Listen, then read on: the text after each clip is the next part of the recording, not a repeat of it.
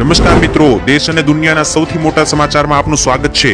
તો આજના તાજા સમાચાર મેળવવા માટે વિડીયોને અંત સુધી જોતા રહો અને આવા જ દરરોજના સમાચાર સૌથી પહેલા મેળવવા માટે આ ચેનલને સબસ્ક્રાઇબ કરવાનું ના ભૂલતા। ત્યારબાદ મિત્રો લોકસભાની ચૂંટણીના પરિણામની મુખ્ય હેડલાઇનો વિશે વાત કરી લઈએ તો ટોટલ 10 હેડલાઇન છે। સૌપ્રથમ મિત્રો રાજકોટ સીટ પરથી રૂપાલાની 1.30 લાખ મતની લીડ સાથે જીત જોવા મળી। મિત્રો રાજકોટ ઉપર જે છે તે ગયા મહિને જે વિવાદ થયો હતો ક્ષત્રિય સમાજનો, આ વિવાદ હોવા છતાં મિત્રો રાજકોટમાં રૂપાલાનો વિજય થયો છે અને એ પણ 1.30 લાખની જંગી લીડ સાથે। બીજી હેડલાઇન મિત્રો કોંગ્રેસ સરકાર બનાવવા માટે નીતિશ કુમારની પાર્ટી પાસે મદદ માંગશે। જો મિત્રો કોંગ્રેસને સરકાર એટલે કે ઇન્ડિયા અલાયન્સને સરકાર બનાવી હશે તો મિત્રો તે નીતિશ કુમારની જેડીયુ પાર્ટી પાસેથી મદદ માંગી શકે તેવું સૂત્રોનું કહેવું છે। સાથે જ મિત્રો ત્રીજી હેડલાઇન એ છે કે અમિત શાહ આ વખતે 5 લાખ મતની લીડથી જીતી રહ્યા છે। ચોથી હેડલાઇન એ છે કે મિત્રો અમેઠીથી સ્મૃતિ ઈરાનીની આ વખતે વિશાળ હાર જોવા મળી છે। અને પાંચમી હેડલાઇન વિશે મિત્રો વાત કરીએ તો રાહુલ ગાંધી રાયબરેલીથી 75,000 મતની લીડ સાથે જીતી રહ્યા છે। અને મિત્રો આ દરેક ચૂંટણી પરિણામો વચ્ચે છઠ્ઠી હેડલાઇન એ છે કે બુધવારે દિલ્હીની અંદર એનડીએની મોટી બેઠક યોજાશે, જેમાં ભાજપના તમામ મોટા નેતાઓ, જેડીયુ નીતિશ કુમાર અને ટીડીપી જેવા નેતાઓ જે છે તે આ બેઠકમાં સામેલ।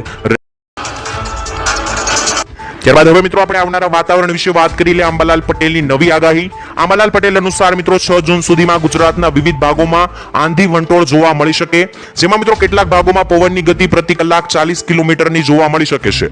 જેમાં મિત્રો તમને જણાવી દઈએ કે આ આંધી વંટોળ સાથે આંચકાના પવનો પણ ફૂંકાશે, જેથી ગુજરાતના લોકોને તોફાનનો સામનો કરવો પડી શકે।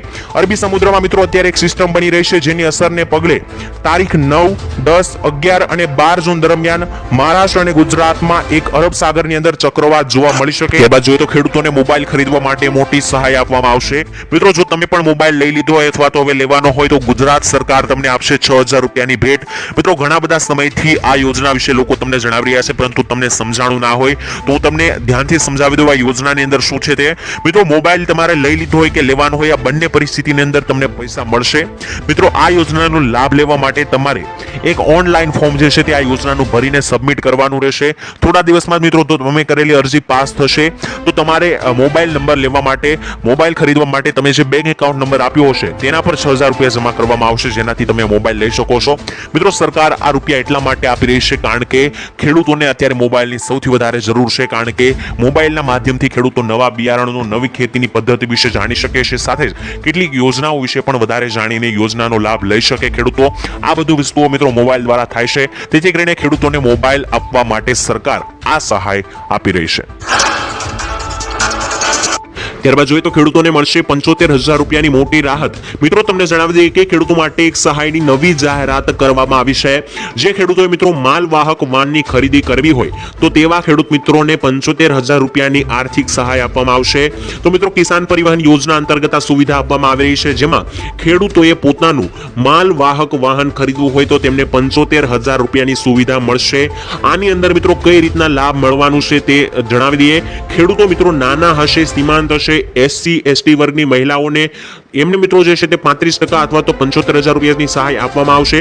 જે ખેડૂતો મિત્રો સામાન્ય વર્ગના છે તો અથવા તો મિત્રો અન્ય ખેડૂતો હોય તો તેમને 25% અથવા તો 50,000 રૂપિયા સુધીની જે છે તે મિત્રો સહાય આપવામાં આવશે। તો જે પણ ખેડૂત મિત્રોએ કોઈ પણ વાહન ખરીદવું હોય, માલવાહક વાહન, તો તેને મિત્રો 50,000 રૂપિયા સુધીની સહાય સરકાર આપી રહી છે। તેમાં મિત્રો ખેડૂત પરિવહન યોજનાનો લાભ લઈને આ પૈસા મેળવી શકો છો।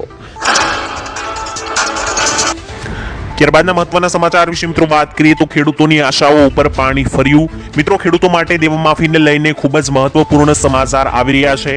ખેડૂતો મિત્રો ઘણા વર્ષોથી દેવામાફીની માંગ અત્યાર સુધી કરતા આવ્યા છે, ત્યારે 2022માં મિત્રો ગુજરાતમાં વિધાનસભાની ચૂંટણી હતી, ત્યારે પણ ખેડૂતોને એવી આશા હતી કે ચૂંટણી પહેલા દેવામાફીને લઈને કોઈ માહિતી આવી શકે છે, સમાચાર જાહેરાત આવી શકે છે, પણ મિત્રો ત્યારે પણ કોઈ પણ પ્રકારની જાહેરાત કરવામાં નથી આવી। ત્યારબાદ ખેડૂતોને મિત્રો બીજી એવી આશા જાગી હતી કે 2024ની લોકસભાની ચૂંટણી પહેલા ખેડૂતોને મિત્રો ખુશખબર મળી શકે છે દેવામાફી અંગે, પરંતુ ખેડૂતોના દેવામાફી અંગે કોઈ જાહેરાત કરવામાં નથી આવી। તેથી મિત્રો ખેડૂતોની આશાઓ ઉપર અત્યારે પાણી ફરતું જોવા મળી રહ્યું છે। માત્ર કોંગ્રેસ સરકાર એવી છે કે મિત્રો જેણે એવું જણાવ્યું છે કે જો તેની સરકાર બને છે તો મોદી સરકારે જે ઉદ્યોગપતિઓની લોન માફ કરી તે રકમ ખેડૂતોની લોન માફીમાં વાપરવામાં આવશે. તો મિત્રો અહીં સમાચાર એવા છે કે ખેડૂતો લગાતાર દેવા માફીની રાહ જોઈને બેઠા હતા. ખેડૂતોને મિત્રો એવું હતું કે ચૂંટણીને લઈને દેવા માફી અંગે કોઈ ચૂંટણી પહેલા જાહેરાત થઈ શકે, પરંતુ મિત્રો ગુજરાતમાં ચૂંટણીનો દિવસ પણ જાતો રહ્યો છે, ચૂંટણીનું મતદાન પણ થઈ ચૂક્યું છે. હજુ સુધી મિત્રો દેવા માફીને લઈને કોઈ પણ પ્રકારની જાહેરાત સરકાર તરફથી ઓફિશિયલી કરવામાં